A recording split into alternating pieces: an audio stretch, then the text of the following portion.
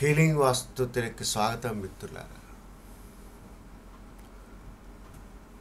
వాస్తు ధర్మాన్ని దాన్ని ఒక గృహానికి ఏ రకంగా అన్వయించాలి, ఒక అపార్ట్మెంట్స్కి ఏ రకంగా అన్వయించాలి, ఒక లేఅవుట్స్కి ఏ రకంగా అన్వయించాలి, ఒక గేటెడ్ కమ్యూనిటీస్కి ఏ రకంగా అన్వయించాలి అనే దాని మీద ఈ యొక్క హీలింగ్ వాస్తు తెలుగు స్థాపత్యవేదమయ వాస్తు స్పెసిఫికల్లీ ఫర్ గృహవాస్తు అనేది గత 12 సంవత్సరాలుగా పరిశోధన చేస్తూ, వాస్తు అంటే మూలం స్పేస్ ఇంపాక్ట్ అని ఒక 4 గోడల మధ్య కంటికి కనపడని బంధింపబడి ఉన్నటువంటి వైబ్రెన్సీతో కూడినటువంటి స్పేస్లో మనము జీవించడం మొదలు పెడతాము. ఒక ఇల్లు అంటే మనకు తెలియకుండానే మనము ఒక స్పేస్ ఆఫ్ ఓషన్ అని చెప్తాము. ఒక ఇంటి లోపలికి వెళ్ళినప్పుడు అంటే అది ఒక 30x40 చుట్టుకొలతతో మనం ఏదైనా కట్టాము, లేదా 10 అడుగులు 11 అడుగులు ఎత్తున స్లాబ్ ఉన్నాము అనుకుంటాము. కానీ మనం యాక్చువల్గా ఆ కొలతల మధ్యగా ఉన్నటువంటి స్పేస్ అనేటటువంటి మహాసముద్రంలో మనము ఇమ్మర్స్ అయి ఉన్నాం అన్నమాట. తద్వారా దాని ఇంపాక్ట్ మన సోలు తీసుకొని దాని ద్వారా ప్రభావితమయ్యి జీవితంలో మనం తీసుకునేటటువంటి నిర్ణయాలు, ఆలోచనలు అనేది ఇక్కడ. ఇదంతా ప్రాపర్గా జరగడానికి ఇల్లు దిక్కులకు సరిపెట్టి కట్టమన్నారు. దానిని శంకుస్థాపన అని చెప్పి ఒక పదం వాడతాం. సో జాలి ఏంటంటే, పిటి ఏంటంటే, ఈ రోజున ఆ శంకుస్థాపన అంటే గృహం ప్రారంభించే ముందు ఒక భూమి పూజ చేస్తామండి. ఆ భూమి పూజ చేసేటప్పుడు కొంత ఈశాన్యంలో కానీ, కొంత బ్రహ్మస్థానంలో కానీ స్థలం యొక్క కొంత ఒక నిర్దిష్ట ప్రమాణంలో ఒక చిన్న పిట్టి తీసి పూజా కార్యక్రమాలు చేస్తున్నారు. కానీ అందులో నేను ఇప్పుడు పక్కన డిస్ప్లే అయ్యేటటువంటి ఒక శంకు ఆకారంలో ఉన్నటువంటి ఒక మినియేచర్ మోడల్ని ఏం చేస్తున్నారు, ఇక్కడ పాతి పెడుతున్నారు. అందులో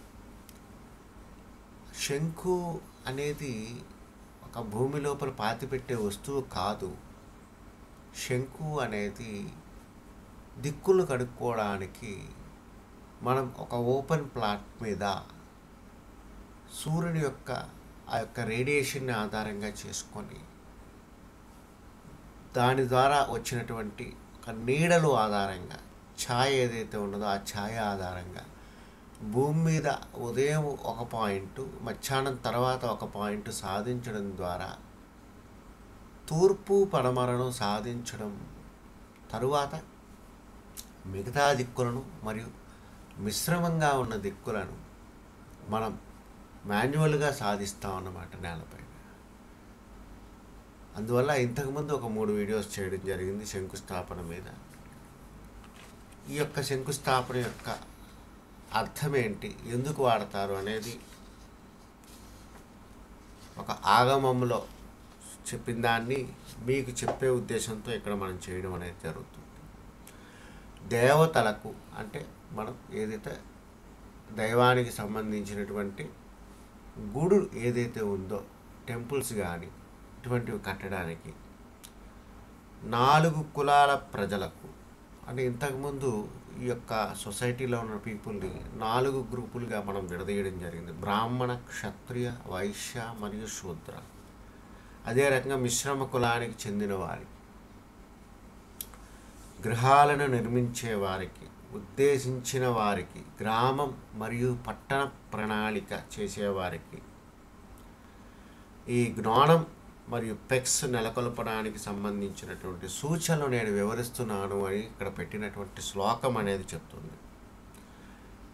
ఈ యొక్క జ్ఞామన్ అంటే జ్ఞామన్ అన్న శంకు అన్న ఒక్కటేనండి, ఒక వుడెన్ ఇన్స్ట్రుమెంట్. అది ఒక క్రమ పద్ధతిలో అమర్చడం, గ్రామాలు, పట్టణాలు మొదలైన వాటిలో సంతోషం మరియు శ్రేయస్సుకు అనుకూలంగా ఉంటుందని చెప్పి ఈ యొక్క మనం ఏదైతే శ్లోకం పెట్టామో ఆ శ్లోకం యొక్క ఉద్దేశం అన్నమాట. గ్నోమన్ అంటే మన శంకు మరియు పెగ్గుల నిర్మాణం అనేది ప్రాథమికంగా నిజమైన తూర్పు పశ్చిమ రేఖ మరియు నిజమైన ఉత్తర దక్షిణ రేఖను నిర్ధారించడానికి, ఇక్కడ నిజమైన అంటే ట్రూ డైరెక్షన్స్ అని, భౌగోళికమైనటువంటి దిక్కులను సాధించడం, ప్రతిపాదిత నిర్మాణం యొక్క దిశను నిర్దేశించడానికి. అంటే మనం ఏదైనా కన్స్ట్రక్షన్ కట్టుకునేటప్పుడు ఈ భూమి మీద వీధి ద్వారా వచ్చినటువంటి దిక్కులను కాకుండా భౌగోళికమైన దిక్కులను మనం సాధించి మనం కట్టేటటువంటి కన్స్ట్రక్షన్ని దానికి అలైన్మెంట్ చేయడం ద్వారా, ఆ లైన్స్కి అలైన్మెంట్ చేయడం ద్వారా, అదే రకంగా మధ్యవర్త దిశల్ని సరిచేయడానికి ఉద్దేశింపబడింది. ఈ యొక్క శ్లోకంలో మనం తెలుసుకున్నది ఏంటి?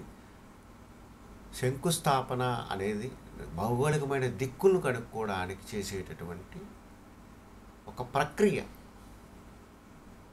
అదే రకంగా మనం కట్టుకునేటటువంటి కన్స్ట్రక్షన్స్ అన్నీ ఏదో ఒక దిక్కుకి, భౌగోళికమైన దిక్కుకి సరిపెట్టి ఉండాలి అని చెప్పి ఈ యొక్క శ్లోకంలో చెప్పడం అనేది జరుగుతుందన్నమాట.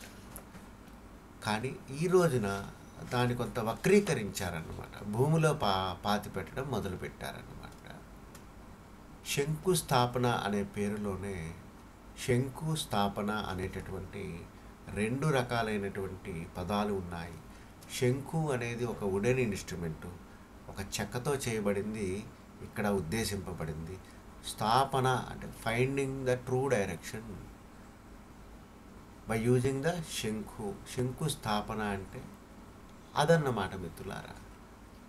అందువల్ల ఒక చైతన్యం అనేది తీసుకురావడానికి మనం ఈ యొక్క ధర్మాన్ని ఈ రకంగా పూర్తిగా వేదాలలో, గ్రంథాలలో చెప్పిన వాటిని, వాటి యొక్క ఒరిజినల్ ఇంటర్ప్రిటేషన్ చేసే ఈ ప్రయత్నానికి మా యొక్క గురువుల ఆశీస్సులు, ఈ యొక్క ప్రకృతి ఆశీస్సు, అదే రకంగా మీరు ఈ యొక్క వీడియోస్ చూడటం ద్వారా దాన్ని ప్రాపర్గా ఇంటర్ప్రిట్ చేసుకొని, అర్థం చేసుకొని మీరు సన్మార్గంలో ఉంటూ చుట్టుపక్కల వారిని సన్మార్గంలో పెడుతూ ఉంటారని ఆశిస్తూ నేను సెలవు తీసుకుంటున్నాను.